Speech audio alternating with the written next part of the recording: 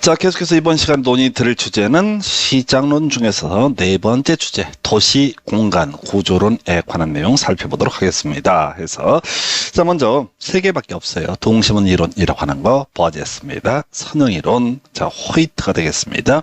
그 다음에 다핵심 이론이라고 하는 거, 헤르스, 울만이라고 하는 학자 두 명입니다. 그래서 헤르스하고요, 울만 해서, 자, 일단은 전체 그림을 보게 되면은, 자, 버제스와 호이트의 소위 동심원 이론 그리고 선형 이론이라고 하는 것은 도시는 하나의 핵심으로 구성이 된다라고 하는 거, 요렇게 해석을 하고요. 그 다음에 헤르스 울만이라는 학자 두 명이 주장했던 이들의 주장에 따르게 되면 도시는 여러 개의 핵심으로 구성이 되게 된다라고 이렇게 전제를 삼게 됩니다. 그래서 자, 동심원 이론 되게 간단해요. 학자 이름, 학설 이름이 어렵지 나머지는 전혀 문제가 되지 않습니다. 자, 그래서 자, 이 1920년대 시카고대학의 교수였던 버제스라는 학자, 이 사람은 도시라고 하는 것은 어떤 식으로 구성이 되느냐, 동심원 형태로 구성이 되게 되더라. 이걸 끝나는 거야. 해서 와, 이거 조사하려고 밑에 있는 따까리 조교들인가요? 하여튼 죽었을 겁니다. 온 동네에 다 해치고 다녔을 테니까. 해서 도시 공간 구조라고 하는 거, 중심 업무지구라고 하는 것이 제일 중심주의 핵심이 하나니까 하나가 있을 테고, 그 다음에 어려운 거 출제 포인트죠. 점이지대, 천이지대라고 하는 것, 이런 게 있고요. 그 다음에 저소득층, 중산층, 이런 순서로 이루어지게 되더라. 그래서 우리 시험에서는 사실은 다른 건 다 부차적인 얘기고요.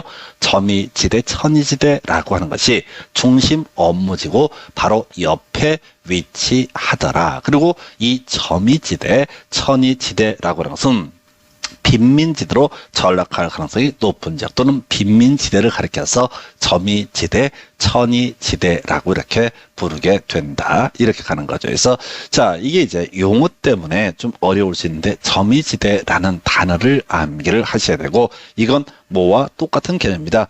빈민지대와 동일한 의미로 쓰이게 된다. 그래서 자, 일단은 지문 속에서 나오는 것도 큰 의미는 없지만은 또 이 도시 공간 구조라고 하는 것이 결국은 중심 업무지구 옆에 점이지대, 저소득층, 중산층 뭐 이런 식으로 구성이 되게 되는데, 이게 이제 과정이 자, 침입과 경쟁과 천이 등의 과정을 통해서 형성된다. 뭔 소리냐면 애초에 이 중심 업무지구 옆에 점이지대에 형편이 좀 괜찮은 사람들이 살았었어. 근데 가난한 사람들이 이쪽에 조금씩 몰려 들어오기 시작하는 거야.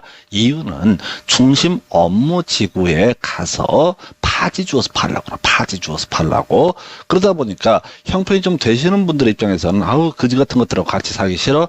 옆 동네로 이사를 가게 된다. 이게 이제 바로 자, 저소득층이 자, 침입을 해오자 두 사람들이 이제 경쟁을 하겠죠. 그래서 만약에 저소득층이 어떤 이유로 줄어들게 되면은 얘들이 그대로 남아 있겠지만은 형편되는 분들이 아우, 없는 것들을 같이 상종하기 싫어해서 옮겨가게 되는 과정, 이런 과정을 통해서 형성된 모습이 중심 업무지구 옆에 점이지대가 존재하게 되더라라고 하는 거. 자, 그래서 도시는 하나의 핵심으로 구성되어 있다. 요거는 앞에서 공부했던 튀넨의 위치지대설이라는 개념과도 맞닿아 있습니다. 튀넨의 위치지대설에 따르게 되면 중심 시장이 하나가 있다. 그래서 지금 이제 비옥도가 동일한 토지가 A라는 토지와 비옥도가 동일한 토지 B라는 토지가 있을 때, 자, A라는 토지는 시장에다 물건을 내다 팔 때 수송비가 적게 들기 때문에 더 높은 지대를 지불하면 된다라고 이렇게 공부를 한 바가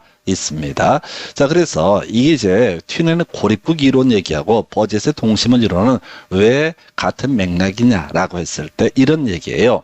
이 버젯의 동심원 이론이라고 하는 것도 하나의 핵심이라는 것, 도시는 하나의 핵심으로 구성이 되어 있다라는 전제하에서 모든 중심 업무지구가 중심축이 되듯이 튀넨의 고립국 이론이라고 하는 것도 시장이라고 하는 게 중심부에 딸랑 하나 있다라는 전제하에서 이 논의가 전개가 되기 때문에 이 버젯의 동심원 이론이라고 하는 것은 소위 이름하여 바로 지금 이제 튀넨의 고립국 이론을 도시공간 구조에 활용을 한 그런 이론으로 평가할 수 있다라고 해서 끝났어요. 되게 간단해 보이죠? 근데 시험 볼 땐 더럽게 헷갈려. 왜?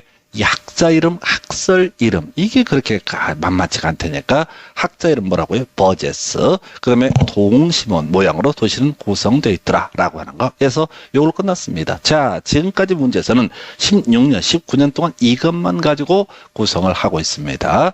안 나올 때도 많아요. 해서 요는 자 키워드 문장 하나 한두 개만 정확한 의미를 새기시면 될 것 같다 해서 버제스의 동심원 이론이라고 하는 거 요렇게 하나 뼈대를 삼아봤고요. 그래서 헷갈린다고 어떤 분이 그런 얘기를 하십시다. 그래서 그분이 이제 외운 방식이 버거 있잖아.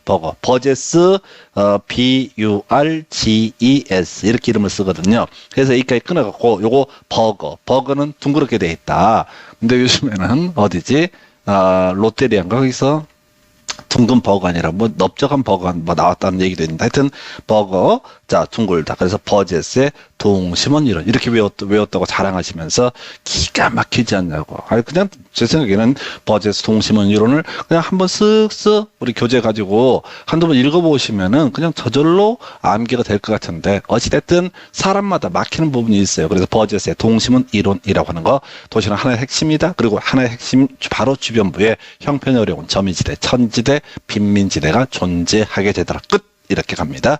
자, 두 번째 이슈 호이트의 선형 이론이라고 하는 거. 이때 선이라고 하는 건 일단은 교통망, 자 고속도로 등을 의미하게 됩니다. 도심 고속도로를 의미하게 돼. 해서 일단은 이 앞에서 본 것처럼 다핵심 이론과 다르게 호이트의 선형 이론이라는 이 개념도 바로 도시는 하나의 핵심으로 구성을 되게 되더라라는 게 전제가 됩니다. 그래서 도시공간은 도심에서 시작돼서 교통망에 따라서 성장하고 이 소득에 따라서 주거 공간이 결정된다. 자, 이게 하나 주의하실 게 동심원 이론이 됐든 선형 이론이 됐든 다핵심 이론이 됐든 항상 따로 우리가 문장으로 표현하지 않더라도 소득이라는 것이 전제가 되게 됩니다. 소득이라는 게 항상 전제가 되게 돼요. 그래서 아까 우리가 지금 동심원 이론에서 자 중심 업무지구 옆에 점유지대, 저소득층지대, 중산층지대 이런 식으로 도시가 발달된다라고 하는 것도 결국은 소득에 따라서 도시 공간 구조가 형성이 된다는 것을 전제하는 개념이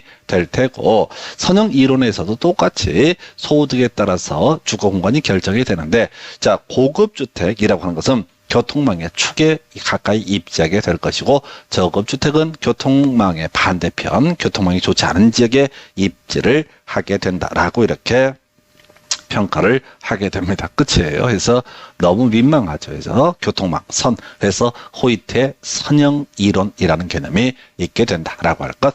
자, 그 다음에 이제 검토 드리게 될 주제가, 자, 시험 문제 제일 많은 답을 뽑는 게 이 녀석이죠. 왜? 우리가 공부하는 순서가 동심원 이론 공부하고, 호이트의 선형 이론 공부하고, 그 다음에 헤레스 울만의 다핵심 이론이라는 것을 공부를 하거든. 해서 보통 문제를 구성할 때 전체를 묶어서 구성을 하기 때문에 아무래도 제일 뒤쪽에 있는 헤레스 울만의 다핵심 이론을 수험생들이 좀 어렵다고 생각을 하시는 것 같습니다. 그래서 자 도시의 형성이라고 하는 거 앞에서 동심원 이론이라든가 선형 이론이라고 하는 것은 하나의 핵심으로 구성이 된다라고 이렇게 전제가 됐던 데 비해서 자 헤레스 울만이라는 학자가 이 도시의 모양을 살펴보니까 도시는 하나의 핵심이 아니야. 여러 개의 핵심으로 구성이 돼라고 이렇게 전제를 하게 됩니다.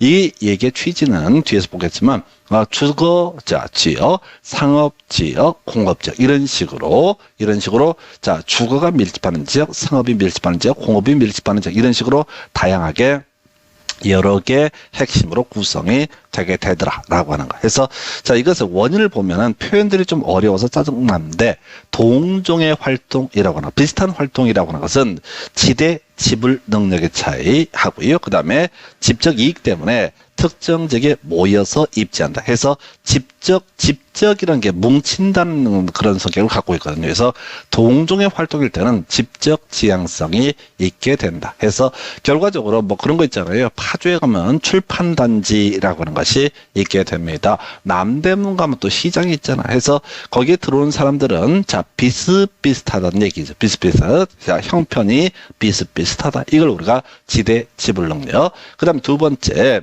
직접 이익. 자, 남대문에 가서, 자, 만약에 용산전자상가 볼까요? 용산전자상가. 요즘에 많이 뭐, 세퇴했다는 그런 얘기도 있는데, 하여튼 안 가본 지 한참 됐어요. 이 용산전자상가 가면은, 뭐, 컴퓨터 파는 데도 있고, 자, 그 다음에 뭐가 있지? TV 같은 것만 파는 데도 있고, 이런 식으로, 또 뭐가 있을까요? 뭐, 방송 설비, 이런 거 파는 공간도 있고, 이게 서로 이제 뭉쳐 있으면 좋은 거거든.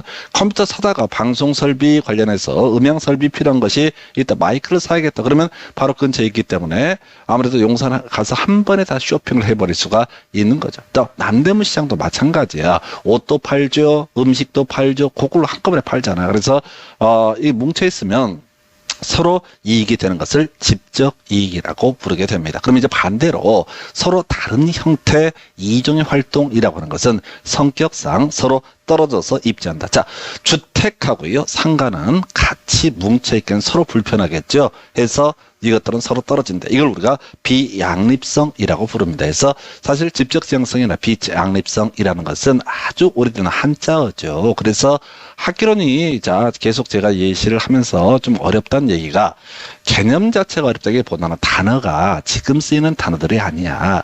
이거는 이제 1980년도에요. 우리나라의 부동산 학이라는 개념이 도입될 때 그 부동산 학자들이 영국, 미국이라든가 일본의 부동산 학에 관한 논문이나 책을 베껴서 카피를 해서 쓰게 됩니다. 그러다 보니까 어떻다고요? 그 당시 80년대 번역을 한 거야. 그러면 90년대, 2000년대, 2010, 2020이니까 40년 전 단어를 쓰고 있는 거야. 우리가 민법을 어렵다고 하는 이유가 사실은 다른 게 아니야. 예를 들어 민법에서 선의라든가 악의, 아는 것을 가리켜서 악의, 모르는 것을 선의. 왜 민법에서 이런 말 써라? 이 단어는요, 사실은 1940년대, 30년대 대한민국에서 조선 반도에서 쓰였던 단어들입니다. 근데 지금 쓰이지 않는 단어들이야. 근데 법조문을 1930년대, 40년대 뭐지? 일본 민법 그대로 카피해서 1960년도에 의용민법이라고 우리나라 민법을 발행을 하게 됩니다. 그러다 보니까 이게 거의 100년 전 단어를 가지고 공부를 하니까 우리가 어려운 거야. 그 학개론도 좀 어렵게 받아들인 이유 자체가 뭐냐면은 이 번역 자체가 30년 전, 40년 전 언어를 가지고 쓰기 때문에 좀 어렵습니다. 어찌됐든 간에 자, 다 핵심 이론, 동심은 이론이라든가 또 선형 이론과 다르게 도시는 여러 개의 핵심으로 구성이 돼 있다라는 개념, 이걸 다 핵심 이론. 그래서 자, 발달이라고 해서 고급 주택, 소매, 공업 등이 바로 다 핵심의 하나의 축이 되게 된다라고 하는 거예요. 그래서 이게 이렇게 보시면 안 돼. 고급 주택, 소매, 공업 이렇게 외우면 외워지잖아. 우리가 주, 상, 공 이런 식으로 논의를 했었죠. 자, 부동산 학개론 공부하실 때 부동산 활동에 따른 토지의 분류라고 해서 한번 기억 한번 해보실까요? 뭐 이런 거 있었잖아요.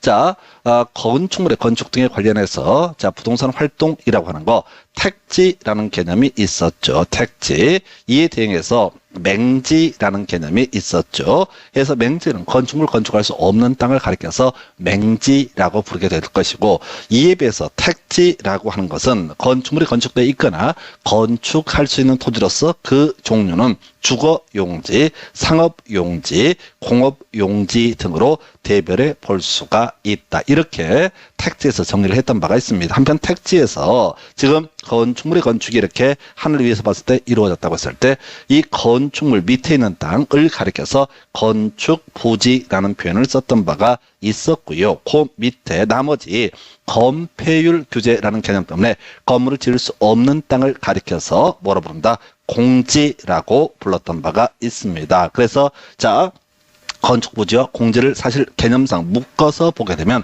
이게 택지가 될 수가 있다. 이렇게 해석을 하게 됩니다. 자, 뭔 얘기가 얘기였어? 자, 지금 도시라고 하는 것은 여러 개의 핵심으로 구성되어 있고, 자, 보니까 고급 주택이라든가 상가라든가 공장 용지 등 여러 개의 핵심으로 구성이 돼 있다. 여러 개의 더 핵심으로 발달이 돼 가고 있다. 이 얘기에 추상 얘기를 하고 있는 것이고, 나중에 공법이라든가 정책론 파트에서 용도 지역이라는 개념을 공부할 때 바로 그런 얘기를 합니다. 주거 지역, 상업 지역, 상업지역, 공업지역 이런 예시를 하게 돼요. 자, 그래서 이렇게 논의를 해봤고요.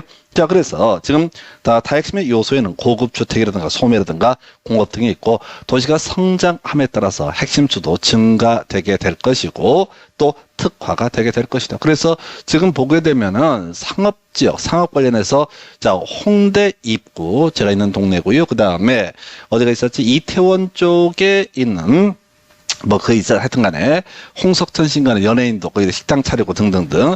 그 다음에 성수동이라고 하는 지역도 있고요. 과거에는 신촌 2대 상권이 있었다가 붕괴가 되어버리고, 사실상 붕괴가 되어버리고, 홍대 상권으로 넘어가고, 그 다음에, 이태원 쪽, 요걸 이제 망했다고, 자꾸 보도가 나오는데, 실제 어쩐지는 모르겠습니다. 그 다음에 또 하나가 성수동 상권, 이런 식으로, 이런 게 있단 말이지. 이런 것이 결과적으로 여러 개 핵심 중에 하나가 된 상권이라는 개념만 하더라도 서울의 주요 상권들이 몇 개가 이렇게 문제가 되게 된다. 이렇게 정리를 합니다. 그래서 자, 이렇게 도시 공간 구조론 보셨고요. 이제 다음 시간에 이어서 이제 검토 드릴 주제는 적어봐야 돼. 바로 부동산 입지론에 관한 내용이 좀 많기 때문에 다음 시간에 이어서 설명을 드리도록 하겠습니다. 자, 오늘 여기까지 가도록 하겠습니다. 자, 수고하셨습니다.